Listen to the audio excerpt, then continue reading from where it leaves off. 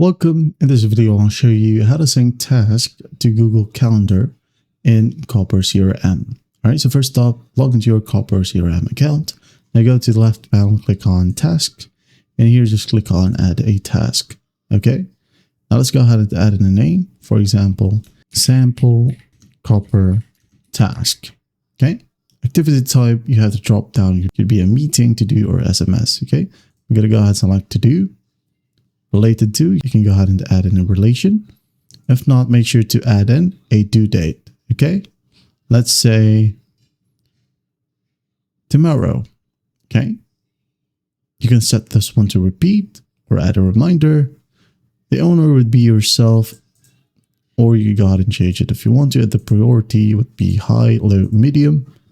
Description, add in your description, maybe finish the video or task. Okay, and visibility would be everyone, teams, individuals, or only me. I'm just going to leave it to everyone and go ahead and add in your tags.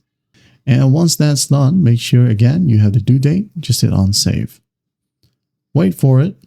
And once that's done, the task should automatically appear in your Google Calendar called Copper Reminders. Okay, right here.